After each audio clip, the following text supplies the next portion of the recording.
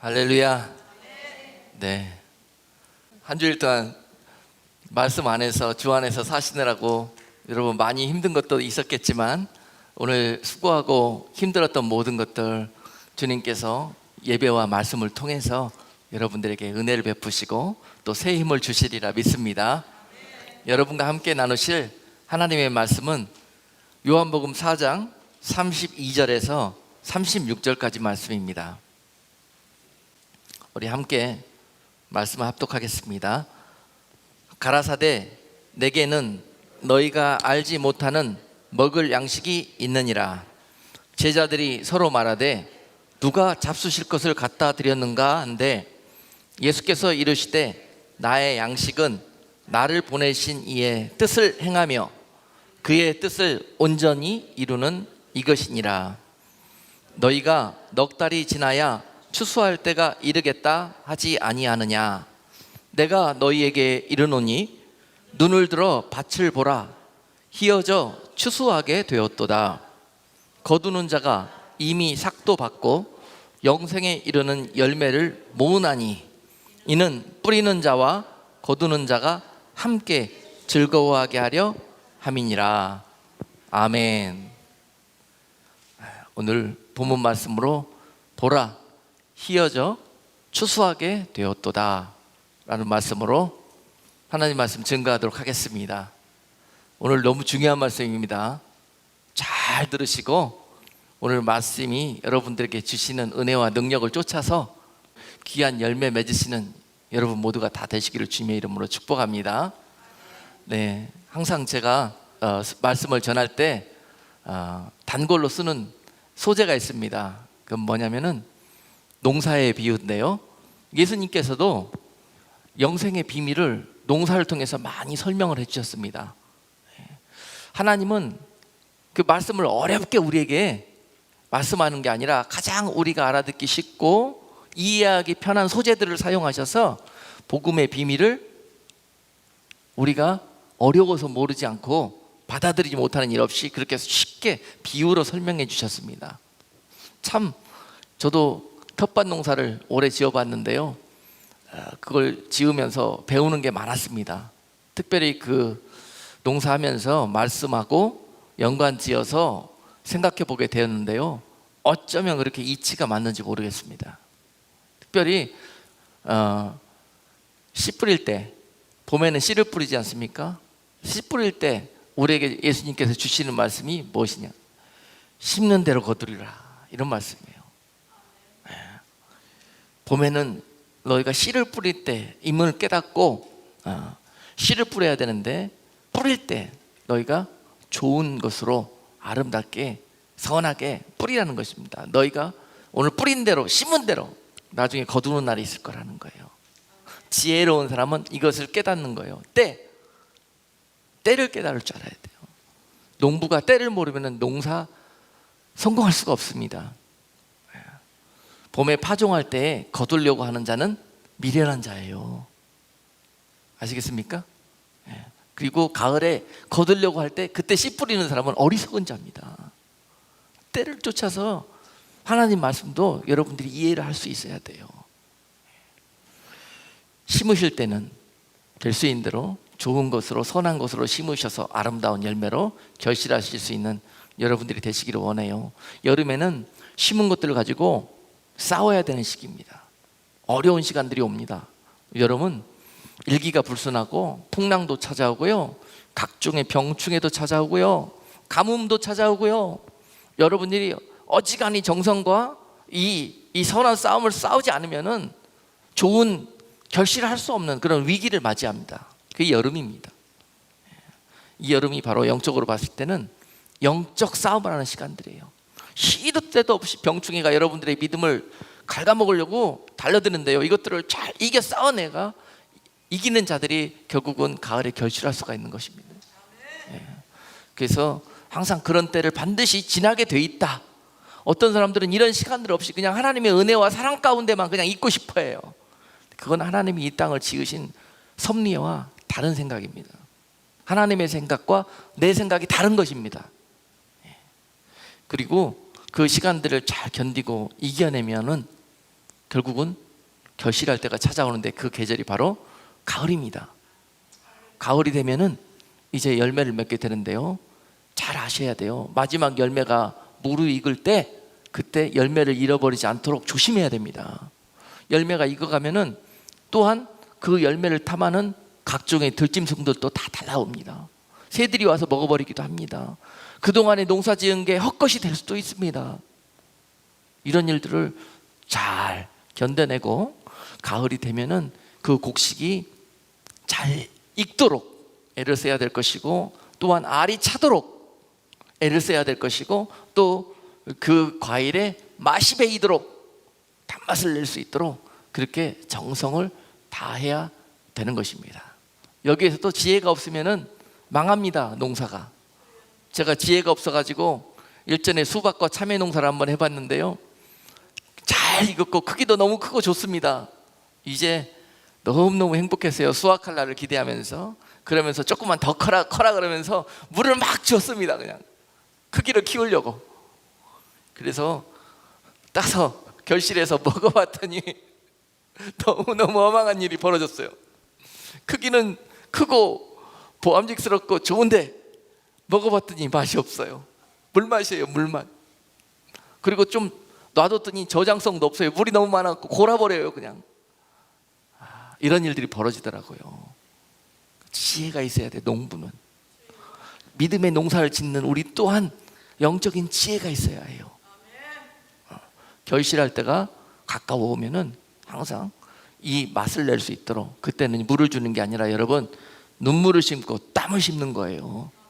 그래서 그것들이 이 안에 정말 단맛을 날 수 있는 그런 과일로 맺히게 되는 것입니다.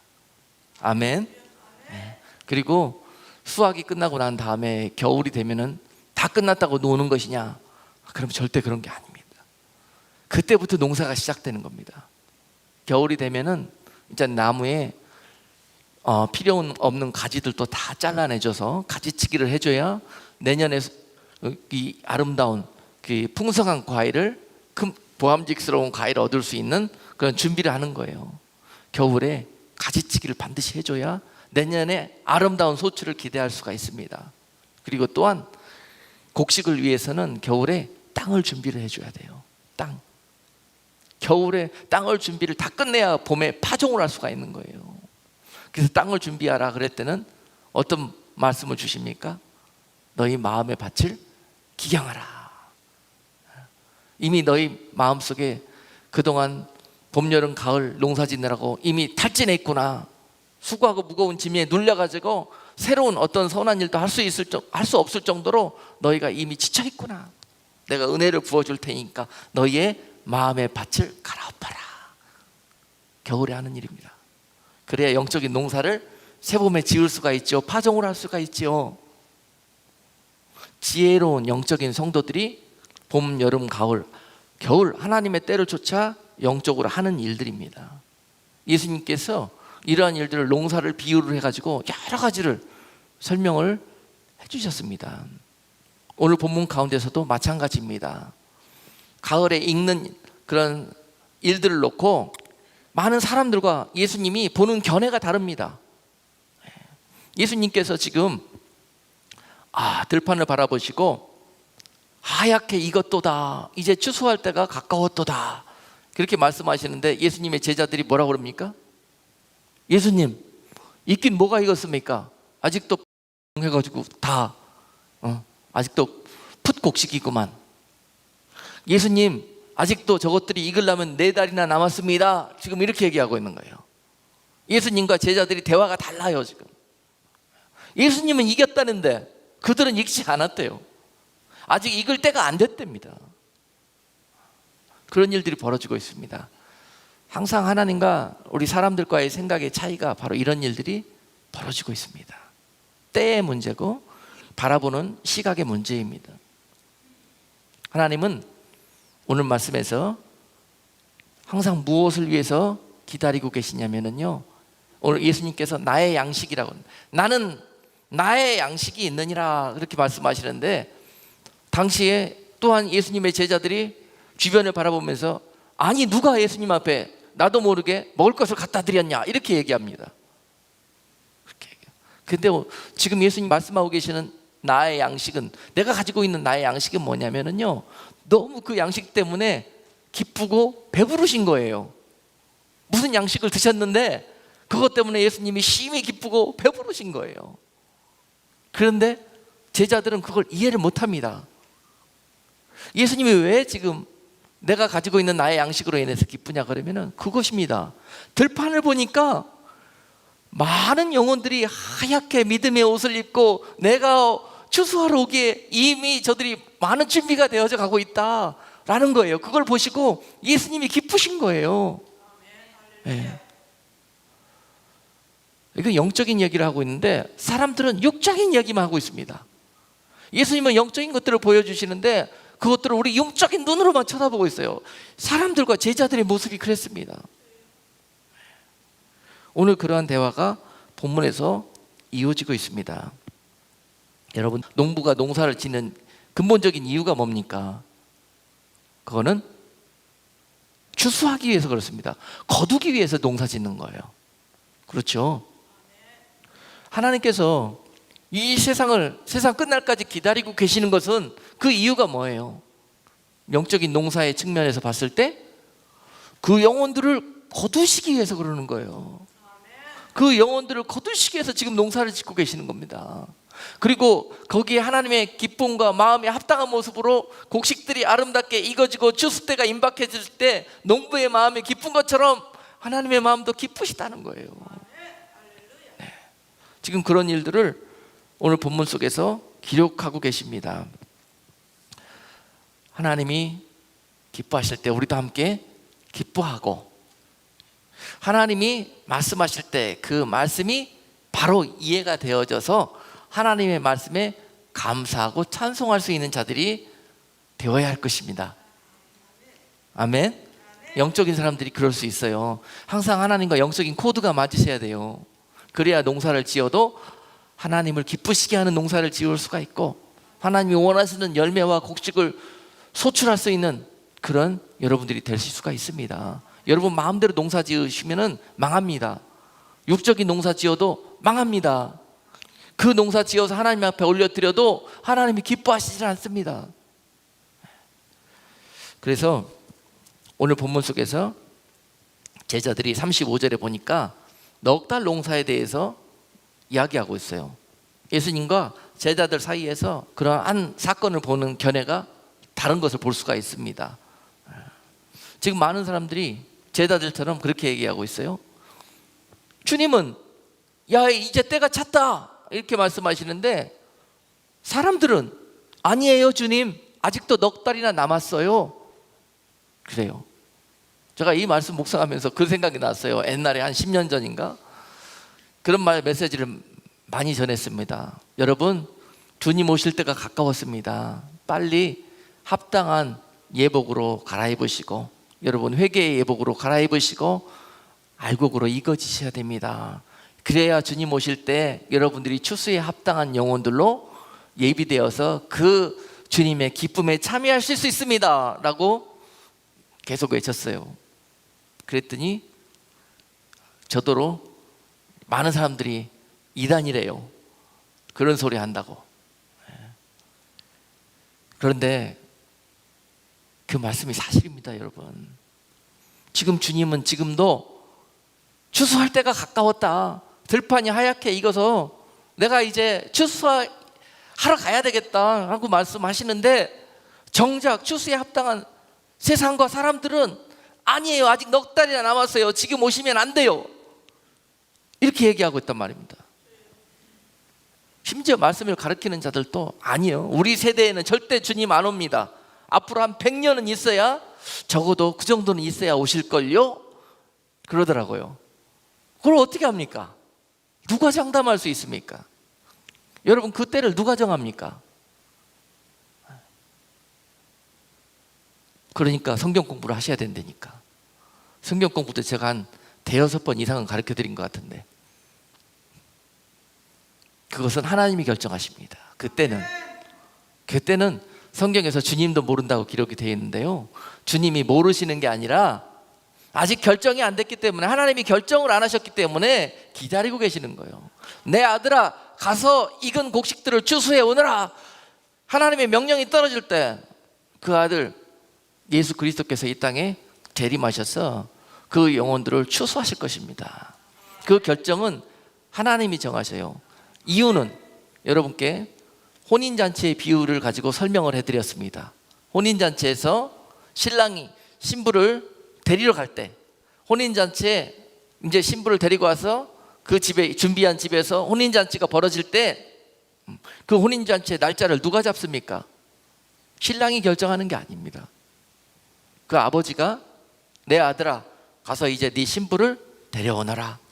그렇게 명령이 떨어지면 신랑이 자기 정혼한 신부에게 찾아가서 그 신부를 자기 집으로 데려다가 그때 혼인잔치가 벌어지는 거예요. 그러니까 그 날은 누가 결정합니까? 하나님 아버지가 결정하는 겁니다. 아멘. 많은 사람들이 그렇게 얘기해요. 예수님도 모르신다고. 여러분, 예수님이 하나님이신데 왜 모르는 게 어디 있겠습니까? 그러나 그것은 예수님의 권한이 아니신 거예요.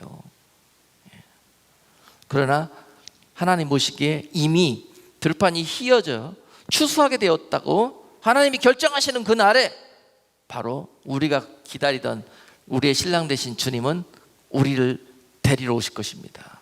그것이 그리스도인들이 가지고 있는 소망이고 약속입니다. 그 날에 합당한 모습으로 익어지고 예복을 준비해서 신랑을 맞이할 준비를 하고 있는 자들이 그 영광에 참여하게 될 것이라는 거예요. 우리가 이 땅을 살아가는 영적인 궁극적인 목표가 그런 것입니다. 익어지기 위해서, 그날에 하나님의 영광과 기쁨이 되기 위해서. 주님은 그런 자들을 볼 때마다 식사를 안 하셔도 배고픈 줄을 모르시는 거예요. 너무 기쁜 거예요. 세상에 믿음으로 익어지는 많은 영혼들을 보고 계실 때 말입니다.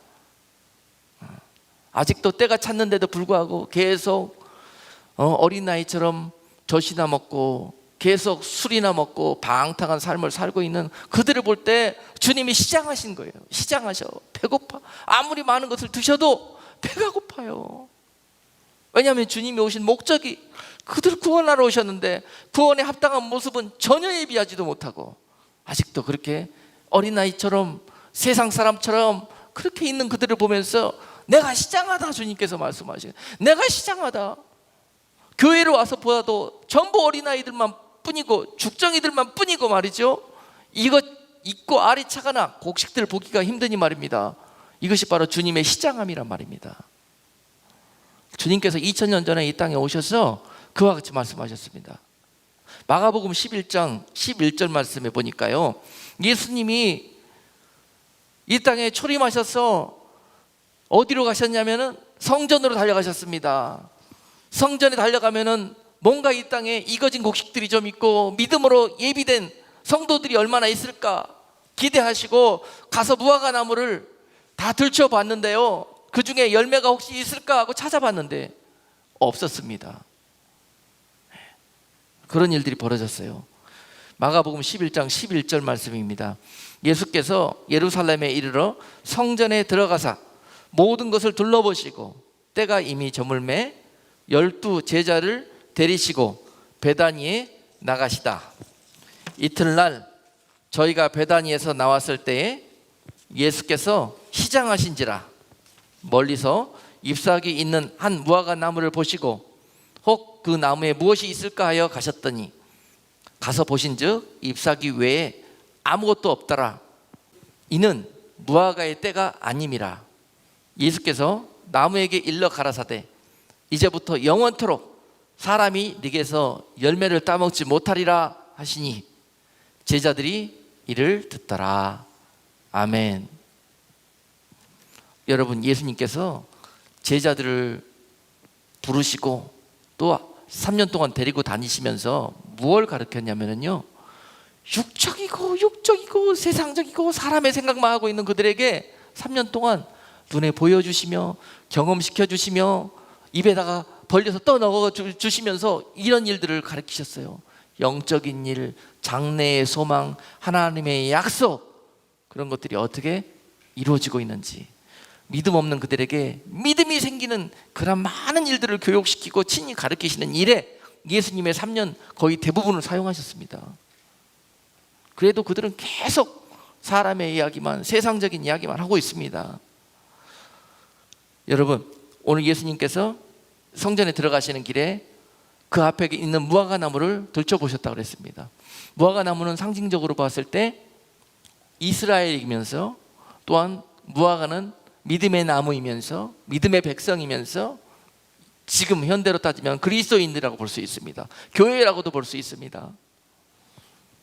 야, 다른 나무는 몰라도 무화과 나무에만큼은 열매가 있겠지. 그렇게 기대하시면서 열매를 나무 잎을 들춰봤는데 기대와 달리 없었습니다. 예수님께서 바로 말씀하셨습니다. 내가 너무 시장하구나. 허기지구나. 왜 허기지셨을까요, 여러분? 식사를 못 하셔서?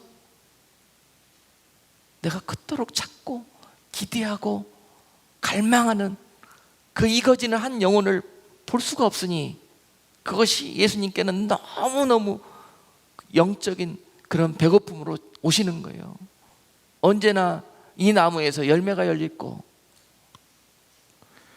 자, 그런 이야기입니다. 그런데 또 제자들은 옆에 있으면서 예수님한테 리마인드 하고 있는데 예수님께 뭐라고 그러냐면은, 예수님, 지금 무화과 나무에 열매가 열릴 때가 아니거든요. 이렇게 얘기하는 거예요. 여러분, 사람들이 지혜가 없고 미련하면 하나님 앞에도 자꾸 토를 답니다. 이렇게요. 하나님을 가르치려고 그래요. 벌써 지금 몇 번의 사건이 나옵니까? 자꾸 목사님이 자꾸 영적인 이야기를 하는데 성도들은 육적인 얘기로 목사님을 자꾸 가르치려고 그래요. 저는 육적인 얘기를 하는 게 아니라 영적인 얘기를 지금 하고 있는 거거든요. 이런 일들이 벌어집니다. 그래서 오늘 예수님이 그들에게 다시 말씀해 주십니다. 얘들아, 내가 찾는 열매는 너희가 생각하는 그런 열매가 아니란다 라는 거예요. 사람들이 왜 무화과 나무에 열매가 열리지 않았다고 말하고 있습니까? 때가 아니니까. 당연한 거예요. 그런 나무에서 열매를 찾는 사람이 이상한 거예요. 그렇게 이야기하고 있습니다. 그래서 예수님이 지금 내가 찾는 열매는 겨울에, 지금 겨울입니다. 시기가 겨울에 무화과 나무에 조그맣게 첫 열매가 열리기 시작하는 때가 있습니다. 우리나라 기후와 달리 이스라엘은 지중해성 기후이기 때문에 그 나라에는 그때부터 무화과 나무가 열매가 달리기 시작해서 한 1년에 4차례 달린답니다. 그런데 그 중에 첫 번째 달리는 열매는 겨울에 조그맣게 상품 가치도 없이 그냥 제대로 익지도 않은 그런 열매가 무화과 나무 사이에 열린답니다. 이 열매를 가리켜서 히브리 말로 파게라고 그런다고 그래요. 근데 사람들은, 먹고 살만한 사람들은 그거를 열매로 안 봅니다. 열매가 아니기 때문에, 그 사람들은 먹을 수 없기 때문에 이 열매로 안 치는 거예요. 이따 여름에 열리게 되는 아주 보암직스럽고 탐스러운 상품 가치가 있는 이 히브리 말로 테에나라는 열매가 있어요. 이런 열매만 그들은 열매라고 생각하는 거예요. 그러니까 그런 열매가 열리려고 하면 예수님 좀 기다리셔야 돼요. 여름에 돼야 그런 게 나와요. 지금 이렇게 이야기하고 있는 거예요. 근데 예수님께서는 내가 그거 테에나를 찾는 게 아니라 지금 겨울에 맺히는 파게를 찾는다는 것입니다. 첫 열매, 남들이 거들떠 보지도 않는, 열매라고 생각지도 않는 그런 열매들을 내가 찾고 있다는 거예요. 무화과 나무가 왜 그때 주님이 오셔서 열매를 찾는데 열매를 준비하지 못했을까요? 사람들과 똑같은 생각을 하고 있기 때문에 그래요. 사람들과 똑같은 생각을 하기 때문에. 하나님의 때를 잘 아는 것이 지혜입니다. 지혜.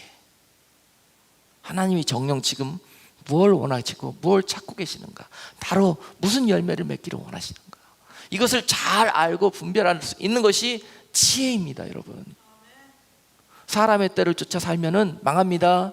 하나님의 시간표를 쫓아 사실 때 여러분들이 영육간에 아름다운 결실을 맺을 수가 있습니다. 그래서 오늘 예수님께서 그들에게 말씀하시면서 책망하셨어요. 그냥 이걸로 끝나는 게 아닙니다. 이 무화과 나무를 책망하셨습니다. 다시는 너에게 열매를 기대할 수 없을 것이다. 사람들이 너로 열매를 먹지 못하게 될 것이다. 왜냐? 베어 버려질 것이기 때문에. 아멘. 여러분, 심각한 말씀입니다. 상징적으로 지금 무화과 나무가 뭘 상징한다 그랬죠? 이스라엘 상징하기도 하고, 우리 신약으로 와서는 교회와 믿는 이들을 상징한다고 볼 수 있습니다. 개인적으로는 여러분, 믿는 사람 한 사람 한 사람을 상징한다고 볼 수 있습니다. 그들의 신앙과 믿음을 상징한다고 볼 수 있습니다. 저들처럼 교회가, 또 우리 믿는 자 한 사람 한 사람이 나태한 마음으로, 사람의 생각으로 신앙생활하면서 열매를 맺어야 될 때 열매를 맺지 못한다면 이러한 일들이 벌어질 수 있다는 사실입니다. 하나님은 우리에게 크고 기막힌 열매를 원하시는 것이 아닙니다. 여러분 지금 세상이 어둡고 삭막하고 사랑이 식어지는 이때에 말이죠, 어떻게 지금 열매 맺을 수 있겠습니까? 어떻게 믿음으로 살고 어떻게 사랑으로 살 수 있습니까? 어떻게 저 악한 사람들을 내가 품을 수 있습니까? 이해할 수 있겠습니까? 하나님 앞에 이렇게 따질 수 있습니다. 그 모습이 바로 이 모습이라는 거예요. 이런 데에서 어떻게 나를 믿음으로 살라고 하십니까? 말씀대로 살라고 하십니까? 지금 세상을 보세요. 말씀대로 살다가, 믿음대로 살다가 얼마나 많은 손해를 보고 하는 이런 세상에 열매를 잃어버리게 되는데요. 이렇게 우리가 생각할 수 있다는 겁니다. 그래서 교회에 나와서만 믿음으로, 말씀으로 살고 세상에 나가면은 세상의 법대로, 세상 방법대로 사는 겁니다. 바로 이런 모습들이 주님 오시는 날 그 무화과 나무가 책망받을 일이라는 것입니다. 이해가 되십니까, 여러분? 이렇게 열매 맺기 힘든 시절에, 영적으로 겨울과 같은 이 시기에 열매 맺는 것이 너무 중요합니다. 그런데 이 시기에 크고 탐스러운 열매 맺기가 힘들므로 주님은 아주 작고 열매처럼 보이지도 않는 그 파괴를 맺으려고 애쓰시는 여러분들을 통해서 영광 받으신다는 사실이에요.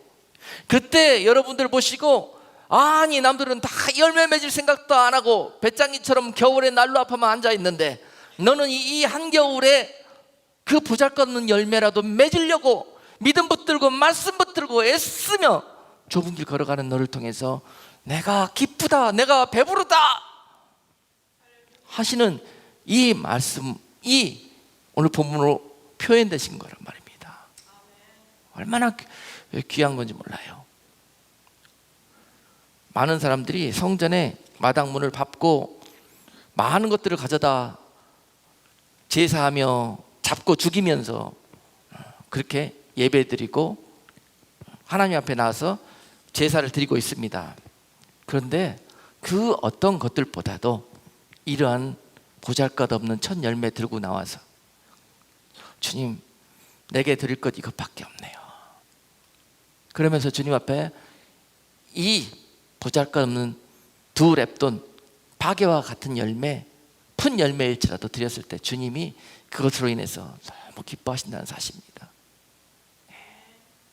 여러분, 지금 불평하고 원망하고 현실에 안주하고 현실을 여러분 부정하고 부인하면서 믿음의 일을 게을리 하신다면요, 오늘 이 말씀을 통해서 여러분 주님의 뜻을 명백히 깨닫고 할 수 없을지라도 지금 내가 할 수 있는 이 상황에서 최선을 다하는 그런 모습을 드릴 수 있는 저와 여러분 다 될 수 있기를 주님의 이름으로 축복합니다.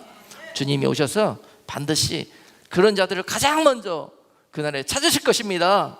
세상 사람들은 저것 열매도 아니야, 저것 교회는 다니도 사람도 아니야, 취급도 안 해줬지만은요, 주님이 오셔서 바로 그를 이름을 부르시면서 내 사랑하는 자야 나오너라, 내가 너를 무화과 나무 아래 있을 때부터 내가 다 보고 있었노라 라고 말씀하실 거란 말입니다. 어리석고 미련한 자들은 그 사실을 몰라요. 눈에 보이는 이파리만 키우려고 열매 맺을 생각은 안 하고 이파리만 키워서 남들한테 야, 저 나무는 참 풍성하고 믿음도 좋고 참 그렇다라는 이런 사람들의 인정만 구하면서 신앙생활하는 어리석은 자들이 너무 많습니다. 그런 거 다 필요 없습니다. 주님 오시는 날 새 마실 때에 잎만 무성하고 열매가 없다면은 그를 통해서 이와 같은 책망이 있을 것입니다. 잔류어 불에 던지우게 될 것입니다. 그곳에서 슬피 울며 이를 갈게 될 것입니다. 여러분, 슬피 울며 이를 간다는 표현이 왜 나오게 됐을까요? 억울하다는 거예요. 분하다는 거예요. 왜 억울하고 분하겠습니까? 그때 미처 깨닫지 못해가지고 내가 다른 사람들처럼 사람의 방법으로, 육신의 방법으로 일하고 믿음 생활하려고 하다가 그들과 함께 베어 쓰러질 때, 타는 불물불에 던져질 때 함께 들어가게 되었으니까 너무 억울하다는 거예요. 나는 그들처럼 그렇게 하면 될 줄 알았던 거죠. 그것을 그때 깨닫게 되면은 그와 같은 반응이 벌어집니다. 슬피 울며 이를 갑니다. 내가 쏘갔다, 분하다. 그때 목사님 이야기할 때 그 말씀 듣고 잘할 걸. 그 기회가, 찬스가 계속 주의 종도를 통해서 부어집니다. 주님이 오시는 날은 그것들을 셈하는 날이 될 것입니다. 그와 같이 말씀하는 자들을 그들은 때려 죽이고 험담하고 모함하고 비방하고 하면서 그 입으로 그 말 전하지 못하도록 그렇게 했던 자들을 주님이 오셔서 다 살아서 불에 던져버리실 겁니다. 그런 엄청난 일들을 보면서 하나님의 시간표, 카이로스라고 그러죠. 이것들을 잘 분별할 수 있어야 됩니다.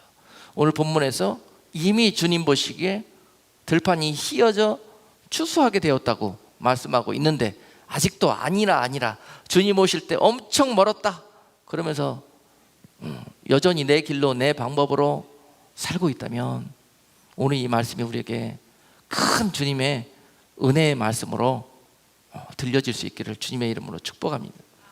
성경에 암시된 이 추수에 관련된 비유들이 많이 있습니다. 성경은 영혼 농사에 관한 비유로 처음부터 끝까지 차 있어요. 이 하나님의 관심이고 하나님의 목적이고 계획이십니다. 어떻게 하면 사람들은 세상에서 하나님 말씀 잘 믿어가지고 복받아서 잘 살까? 요 생각만 하고 있는데 그런 생각을 하고 있는 그들에게 오셔서 지금 이런 말씀들을 주시는 거예요. 이 세상에 있는 양식은 잠시 한 끼 먹어서 뒤로 나갈 것이며 또 배고프게 될 거라는 거예요. 그런 것들을 구하는 어리석은 생활을 사지 말고 영원히 배부르고 영원히 목마르지 않는 그런 참된 양식을 구하라는 것입니다. 자, 성경 마태복음 13장 30절에 보면은 곡식과 가라지의 비유가 나옵니다. 둘 다 추수 때까지 함께 자라게 두어라. 추수 때 내가 추수꾼들에게 말하기를 가라지는 먼저 거두어 불사르게 단으로 묶고 곡식은 모아 내 곡간에 넣으라 하리라. 오늘 본문 말씀 보니까 가라지와 곡식이 있다고 그랬습니다. 추수할 자가 들판에 나와서 추수하려고 보니까 가라지와 곡식이 존재한다고 그래요. 이 세상입니다. 세상은 그렇습니다. 그것이 하나님이 정하신 이치입니다. 우리는 가라지 없는 세상에 좀 살고 싶어요. 우리가 이렇게 얘기해도 그것은 주님이 오셔서 이루실 하나님의 나라에서 그렇게 될 것입니다. 그러나 이 세상 나라에 사는 동안에 우리는 가라지와 함께 살 수밖에 없습니다. 염소들과 함께 살 수밖에 없습니다. 그것을 모르고 사는 사람들은 미련한 사람들입니다. 그러면서 조심하고 주의하면서 이 땅에 영원히 뿌리를 내리지 않고 영원한 곳에 뿌리를 내리기 위해서 사는 그러한 일들을 세상을 살면서 생각하고 마음에 꿈꿔야 되는 것입니다. 그래서 그날에 이제 그 곡식이 익어갈 쯤 되면은 들판이 하얗게 익어져 추수할 때가 되면은 주님이 보시기에 이제 추수꾼들을 보내서 거둘 때가 다가와 오는구나. 그때 이렇게 마이크로하게 그것을 이렇게 확대해서 보면은요 어떤 일들이 벌어지고 있냐면은 곡식들은 막 자라올라서 알이 찹니다. 알이 차고 익어갑니다. 그러면 곡식들은 어떻게 됩니까? 고개를 숙입니다.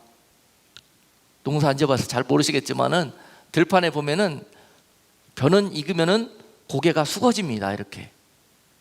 그런데요 들판에 같이 자라고 있던 가라지는요 익으면 익을수록 어떻게 되는 줄 아십니까? 고개를 빳빳하게 쳐들어 올립니다. 그리고 곡식들은 다 고개를 숙이고 있는데 얘만 딱 내 세상이다, 내가 왕이다 쳐들어 올립니다. 영적으로 생각하십시오, 여러분. 이 가라지들은요, 이 들판에서, 이 밭에서 곡식들이 먹어야 될 양분 지가 뿌리 더 깊이 뽑아가지고 먼저 차지하고 먼저 먹고 자기만 왕성하게 자라오릅니다. 참 곡식들 입장에서는 하나님 이게 뭡니까? 왜 이 들판에서 저 가라지로부터 우리를 잘 지켜주시지 않습니까? 이렇게 이야기할 수 있습니다. 그런데 그것이 하나님이 지으신 섭리예요. 이 세상은 가라지들의 세상입니다, 여러분. 이 세상에서 뿌리 깊이 내리고 저들보다 잘 먹고 잘 살려고 하는 자가 악한 자예요. 그들과 함께 나중에 풀무불 속에 던져질 겁니다. 여러분, 이 거둘 때가 되면은 곡식은 고개를 숙이고 가라지는 고개를 쳐듭니다. 바로 이 가라지들의 특징은 뭐냐면요, 고개 숙일 줄을 몰라요. 아주 교만합니다. 그리고 아주 욕심이 많습니다. 남의 것들 다 뺏어 먹고 나만 이렇게 돼야 되는 거예요. 특징이. 이래서 잘려나가는 거예요. 이걸 몰라요. 가라지들은 지혜가 없어요. 자기가 잘려나갈 걸 모릅니다. 때가 있습니다. 한참 어느 세상 끝날까지 이렇게 자라올 것 같지만 그렇지 않습니다. 주수의 때가 되면은 이렇게 된 놈과 고개 숙인 곡식 사이에, 가라지와 곡식 사이에 이가 날카로운 칼이 지나가게 될 거예요. 이게 추수입니다, 여러분. 여러분, 이게 곡식과 가라지 사이에 칼이 지나가면 어떻게 되겠습니까? 가라지의 모가지는 싹 날아갑니다. 그리고 뭐만 남습니까? 곡식만 남습니다. 그래서 오늘 마태복음 13장 30절에 보니까 예수님이 말씀하시기를 가라지는 먼저 거두어 불사르게 단으로 묶고 곡식은 모아 내 곡간에 넣으리라. 자, 이제 이 순서가 이해가 되시죠? 여러분, 익어질 때가 되면은 고개 숙이세요. 그게 사는 길입니다. 그리고 그런 자들과 길을 같이 하지 마세요. 시편 1편 1절 말씀은 그것이 바로 복 있는 사람이라고 합니다. 그런 자들과 발걸음을 같이 하고 생각을 같이 하고 오만한 자리에 함께 앉는다면 결국 그날에 잘려나가게 될 것입니다. 이것이 지혜예요. 나이가 들어가고 믿음이 차가고 신앙의 연수가 차가면은 반드시 이렇게 익어지는 모습이 나타나야 될 것인데 그것은 겸손과 숙임으로 나타납니다. 그럴수록 더 빳빳이 쳐들고 자기를 내세우고 가진 것을 내세우고 세상의 것들을 내세우는 자는 어리석은 자들이에요. 가라질 가능성이 많습니다. 그래서 마태복음 3장 12절 말씀에 곡식 중에서도 두 부류가 있다고 말씀하고 계셔요.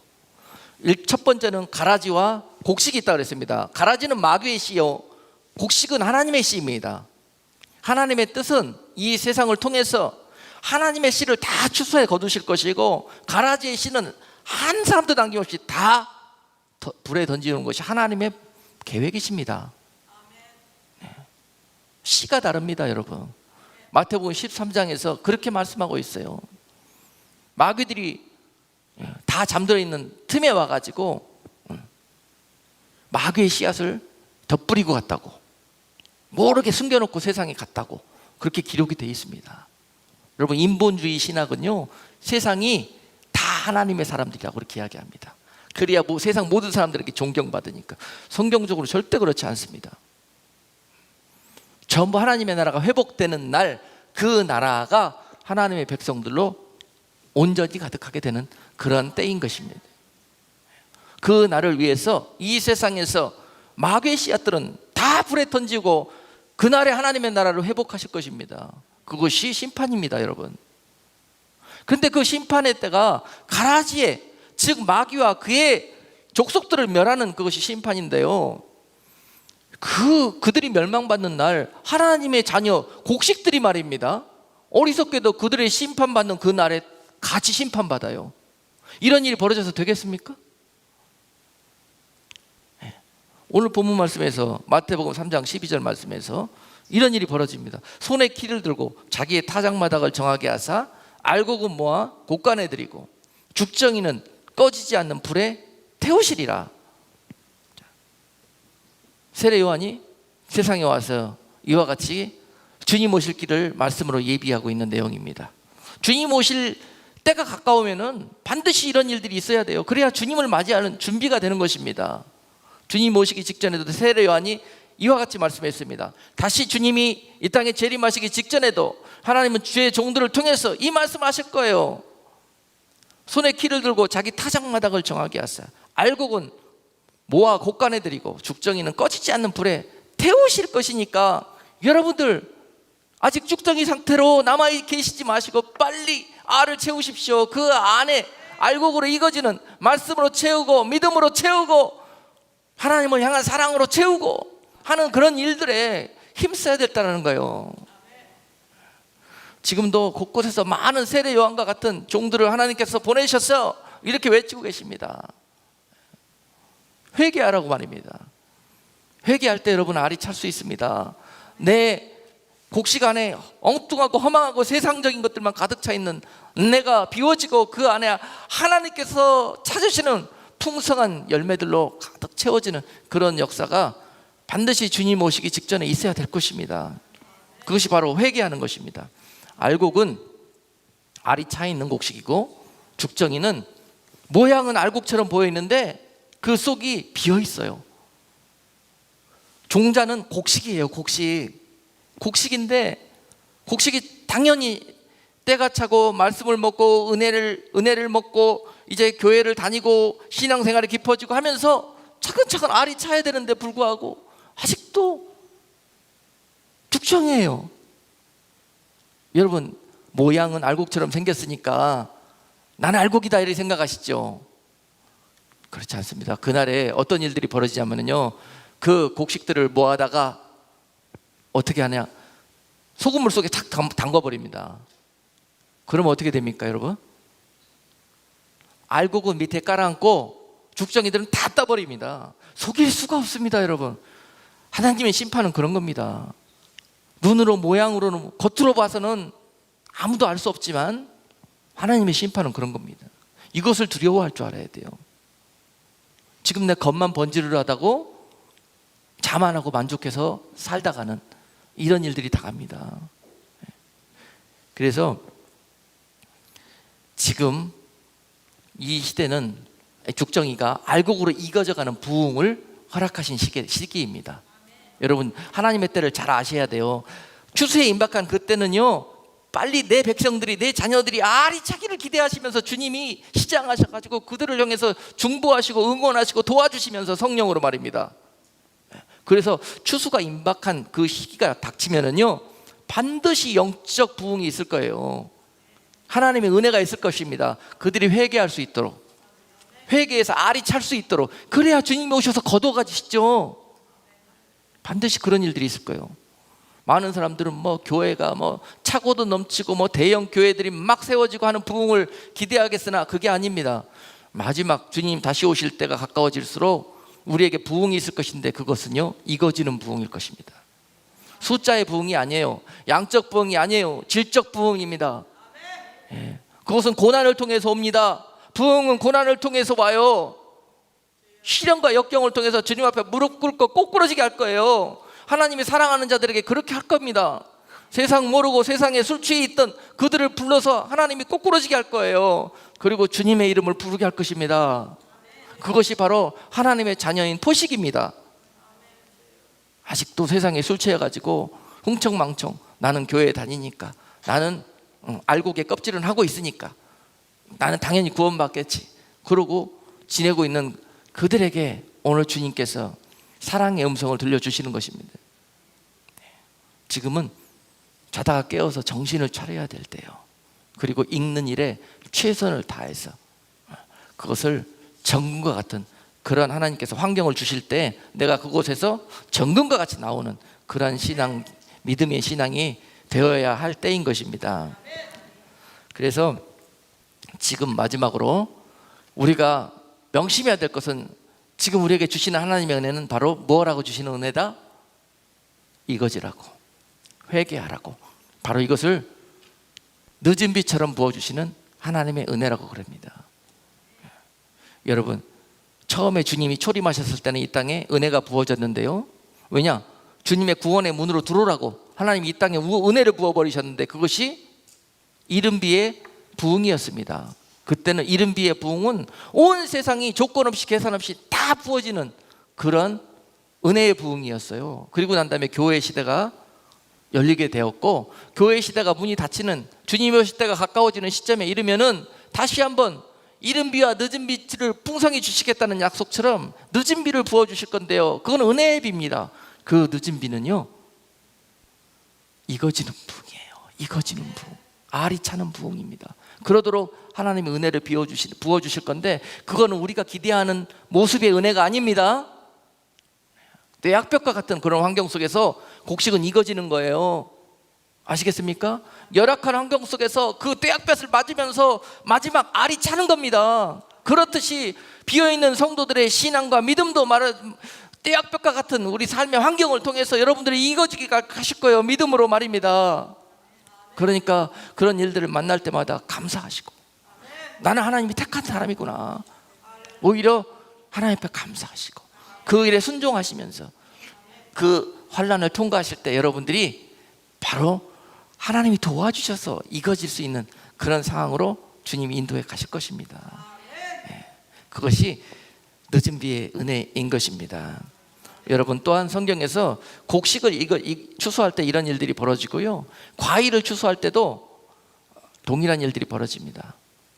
여러분, 과일, 이제 가을이 되면은 과일을 추수하게 되는데요, 대표적인 이스라엘에서 추수하는 과일의 종류는 포도와 올리브입니다.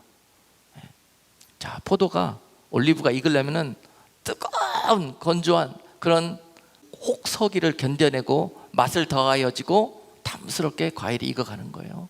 그 익어진 열매가 그 시련을 통해서 익어졌으면 얼마나 좋겠습니까?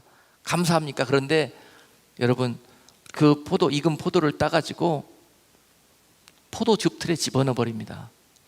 그리고 사람들이 그 위에 올라가서 질겅질겅 밟습니다. 그리고 난 다음에 포도즙 틀 밑으로 포도즙액이 받아지는 거예요. 그래서 그들은 포도즙을 그런 식으로 생산해서 그걸 저장하고 겨울 동안에 그걸 먹습니다. 포도는 그와 같이 하나님의 곳간에 들어갑니다. 그리고 또한 올리브도 마찬가지예요. 올리브 열매도 익으면은 그거를 올리브 빠수는 파쇄기에다가 집어넣고요, 아주 크러쉬 시켜버립니다. 크러쉬 시켜요. 여러분들이 추수된 올리브 열매라고 생각하고 한번 들어보셔요. 그 열매, 아이고 잘했다, 익느라고 고생했다, 그리고 곡간으로 가자, 이렇게 하면은 별 쓸모가 없어요. 유익이 없어요.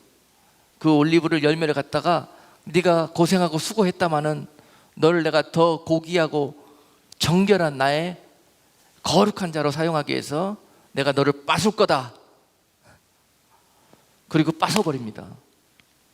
그리고 내가 너를 짓누를 거다. 그리고 프레스에 집어넣고 눌러버립니다. 그렇게 되면 뭐가 나오느냐? 거기서 올리브유가 나옵니다. 기름이 나와요. 그 첫 번째 나오는 기름은 거룩한 기름이라 그래서요, 그것은 거룩한 용도로만 사용합니다. 아무도 성전에 제물로 드려줄 수 없어도 그 거룩한 첫 번째 짜여진 그 기름, 거룩한 기름, 관유, 바로 그것이 성소의 등대를 밝히고 하나님의 거룩한 곳에 드려지는 그런 것이 됩니다. 알곡도 마찬가지입니다. 알곡으로 이거지는데 얼마나 고생하고 수고하셨습니까? 내가 그 중에서 몇 알곡을 골라다가 고운 가루로 빠술 거다, 밀에 넣고 정신없이 갈아버립니다. 아주 곱게 갈아버립니다. 그런 가루로 하나님 앞에 올려질 진선병을 만들지 않습니까? 성소에 떡상 위에 올려질 그 아름답고 거룩한 떡을 만드는 재료로 이 바서진 알곡이, 고운 가루로 바서진 알곡을 사용합니다. 여러분, 어떤 자들은 믿음이 너무 귀하고 아름답고 너무 고귀해서 하나님께서 알곡으로 곳간에 들어진 것도 감사한데 그 중에서는 몇을 골라서 이런 일들을 하신다는 거예요. 그러나 그것은 하나님 앞에 드려지는 것을 의미합니다. 세상 사람들은 어리석다 그래요. 왜 그런 길을 믿음 생활하면서 걷느냐 그래요. 그렇지만 여러분, 우리는 이 땅의 영광을 보면서, 땅의 상급을 바라보면서 이 세상 살아가는 사람들이 아니지 않습니까? 하늘의 가장 아름답고 영광스러운 것들을 사모하면서 이 땅에 하나님의 거룩한 성도로 구별되기를 원하시지 않습니까? 바로 그런 자들의 이 땅의 삶이 그렇다는 것입니다. 여러분, 곡식과 또한 과일과 또한 짐승도 마찬가지입니다. 짐승도 다 종류가 있어요.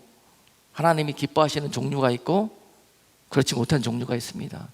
주님께서 마태복음 25장에 오셔서 말씀하실 때 내가 거룩한 보좌에 앉아서 너희들을 보좌의 우편과 좌편으로 가르는 일이 있을 것이라고 말씀하고 계셔요. 마태복음 25장 31절로 34절 말씀에 보니까요, 인자가 자기 영광으로 모든 천사와 함께 올 때에 자기 영광의 보좌에 앉으리니 모든 민족을 그 앞에 모으고 각각 분별하기를 목자가 양과 염소를 분별하는 것 같이 하여 양은 그 오른편에 염소는 왼편에 두리라. 그때 임금이 그 오른편에 있는 자들에게 이르시되 내 아버지께 복받을 자들이여 나와 창세로부터 너희를 위하여 예비된 나라를 상속하라. 또 41절 말씀해 보니까 또 왼편에 있는 자들에게 이르시되 저주를 받은 자들아 나를 떠나 마귀와 그 사자들을 위하여 예비된 영영한 불에 들어가라. 이렇게 심판하시는 날이 있을 것입니다. 이 내용이 바로 최후의 심판 날을 벌어지는 일들입니다.